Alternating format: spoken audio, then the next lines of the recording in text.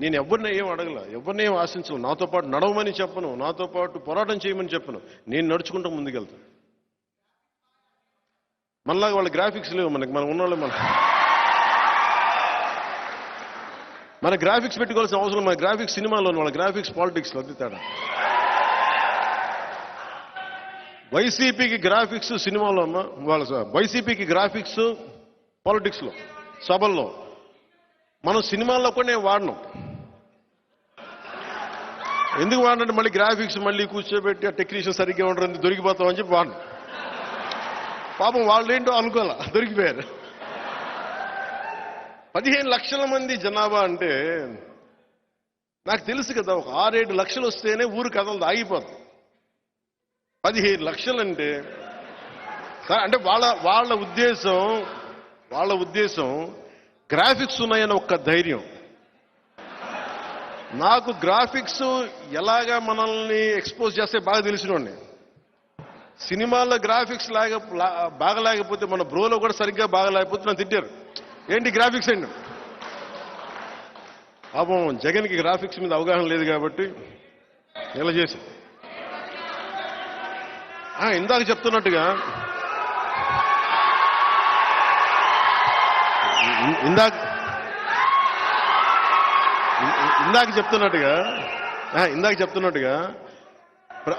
ఒక మధ్యతరగతి మనిషికి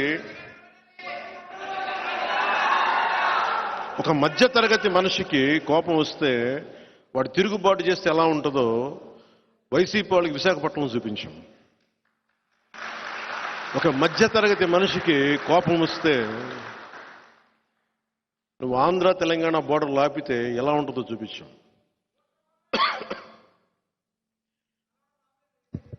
ఇది విప్లవం అనేది కర్రలు కత్తులు కటార్లు పెట్టుకొని రారు. అన్యాయం ఎక్కువైపోయింది, ఇంకా తప్పదు అనుకున్నప్పుడు ప్రజలు రోడ్ల మీదకి వస్తారు. నేను వస్తుంటే ఆపేశారు, కారు మీద ఆపేశారు, గాల్లో ఆపేశారు. ఆపేస్తే నేను అనుకున్నాను, అందరూ భయపెడుతున్నాను నన్ను, మీరు దిగితే మిమ్మల్ని రఘురామకృష్ణరాజు గారి లాగా మిమ్మల్ని కూడా తీసుకెళ్లి కొట్టేస్తారేమో అని.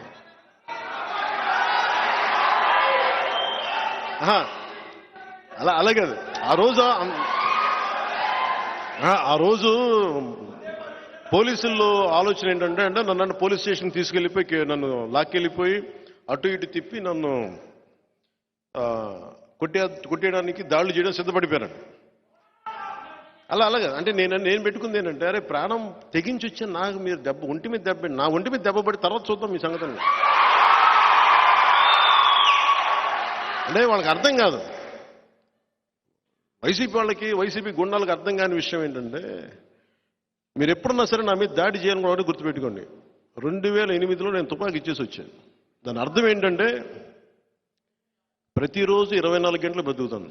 ఆ రోజు బతికానా, ఆ రోజు ఇంటికి వెళ్ళాను అంతే. నా మీద మీరు అలాంటి ఊహిస్తే పర్యవసానం మీ ఊహకే వదిలేస్తున్నాను. అంటే నిజంగా నేను సినిమా అనేది, నేను బేసిక్ సినిమా యాక్టర్ని కాదు. నాకు సినిమా అంటే చాలా ఇష్టం, కళ అంటే చాలా గౌరవం. నాకు కళ అంటే లలిత కళ కాదు, కళ.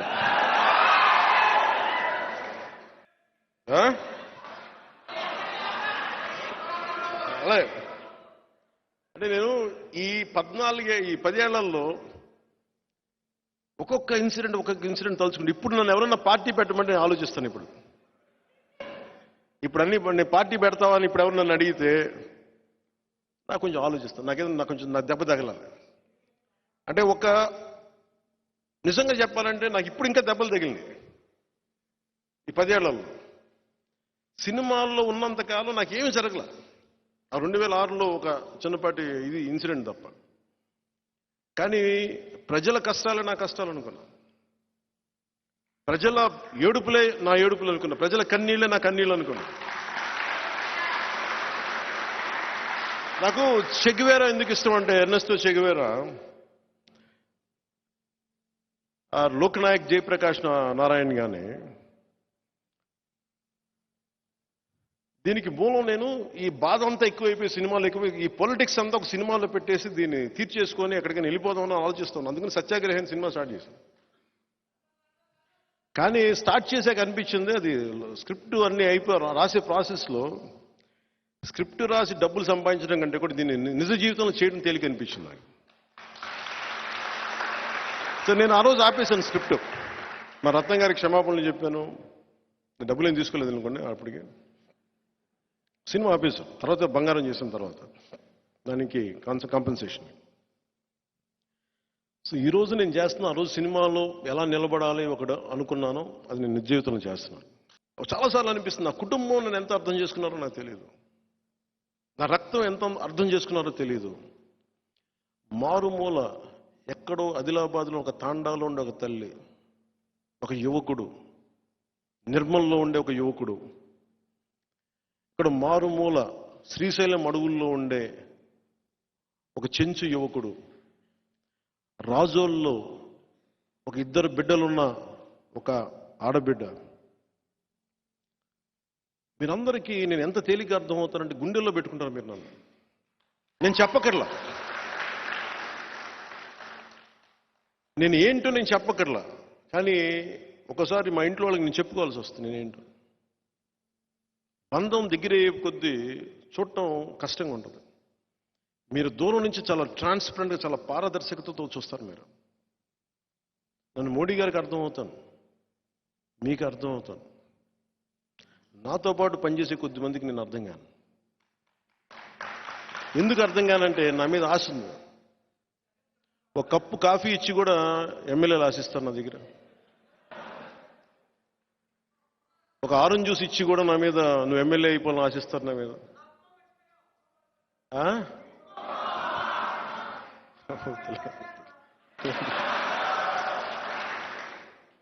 ఏమో ఇంక నేను ఎందుకులే కానీ, అంటే సలహాలు నాకే. పవన్ కళ్యాణ్ అనేవాడు సలహాలు చాలా తేలిగ్గా ఉంటాయి. ఏదో తెల్లబట్టలేసి ఊగుతూ నడుస్తూ ఉంటాడు అటు ఇటు. ఇట్లా నీకు సలహా ఇస్తాను సార్, చెప్పండి సార్. చాలా చాలా పద్ధతి కూర్చొస్తా, చెప్పండి సార్, ఇలా కూర్చుంటే. నువ్వేం చేయాలంటే ఏ నియోజకవర్గంలో ఎవరిని పెట్టాలో నాకు చెప్తారు. నేను గౌరవిస్తాను, కరెక్ట్ గుర్తిస్తా, మరీ నన్ను అంత చావు కొట్టకూడదు కదా. వైసీపీని తిట్టాల్సిన పరిస్థితిలో కూడా నన్ను తిడతానంటే ఎట్లా? నేను నిజంగా మధ్యతరగతి మనిషికి కులం, మతం, ప్రాంతాలు ఏముండవు. వాడి కష్టాలు, వాడి బాధలే ఉంటాయి. ఆడి చాలా ప్లెయిన్గా ఉంటారు మధ్యతరగతి మనుషులు. ఈ పాలిటిక్స్లో అందరి గురించి ఆలోచిస్తున్నాం, కానీ అన్నిటినీ పాటించే సగటు మధ్యతరగతి మనిషి గురించి ఆలోచించడం మానేశాం మనం. అన్ని పొలిటికల్ పార్టీ, ఎందుకంటే ఇది ఓట్ బ్యాంక్ కాదు. ఇది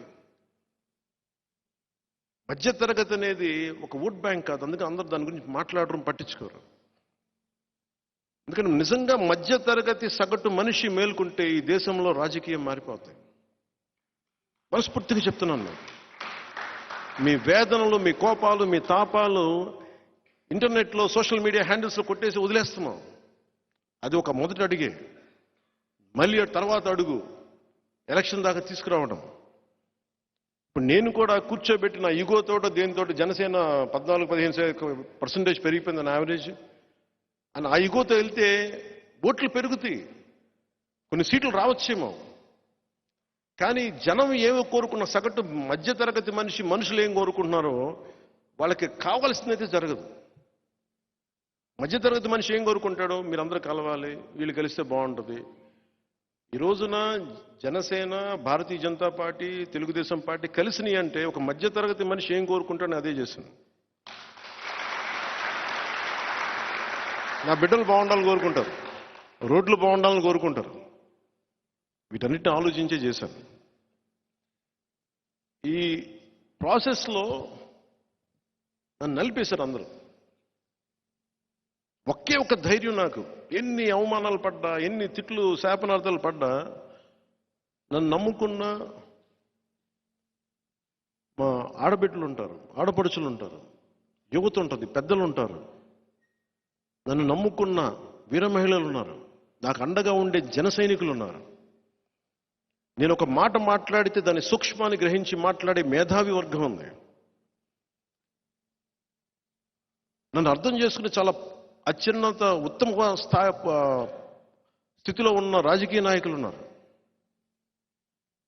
నేను వీళ్ళందరినీ నాకు అది ఆ ధైర్యాన్ని తీసుకొని నేను ఒకరోజు బాగుంటుంది. భగవంతుడు నాకు ఇంత పార్టీ పెట్టే ప్రేరణ ఇచ్చాడంటే ఖచ్చితంగా నారు పోసిన వాడు నీరు పోయాడా ఉంటుంది. ఆ గుడ్డి నమ్మకంతో వచ్చాను. మీ కింద దారంత గతుకులు ఇల్లేమో దూరం, చేతిలో దీపంలో ధైర్యమేమో కవచం. ఆ పదవి ఎందుకు వాడానంటే నాకేం తెలియదు. నాకు పవన్ కళ్యాణ్ సాధించగలగాలి, దశాబ్ద కాలం పార్టీని నడపగలగా, మీరు ఎందుకు సాధించలేరు మీ స్థాయిల్లో? నేను మీలాంటి వ్యక్తినే. నాకు భయాలు ఉన్నాయి, నాకు కుటుంబం ఉంది. కానీ అన్నిటినీ అధిగమించి నానా స్థాయిలో రోజు ఒక్కొక్కటి చిన్న అధిగమిస్తూ ఉంటాను. నేను మా స్టాఫ్ అందరికీ చెప్తాను, ఇదే ఇక్కడ గుంటూరు జిల్లాలో ఉండే ఒక భర్తను కోల్పోయిన ఒక వితంతు, ఒక పెద్ద ఆవిడ నెలకి 5,000 రూపాయలు చొప్పున పంపిస్తూ ఉంటారు పార్టీకి.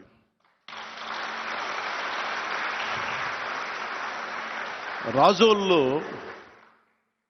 రోజుకి 500-600 సంపాదించే ఒక కూలి, ఒక రైతు కూలి, రోజుకి అతను కోరికంటే 100 రూపాయలు జనసేనకి పంపించడం.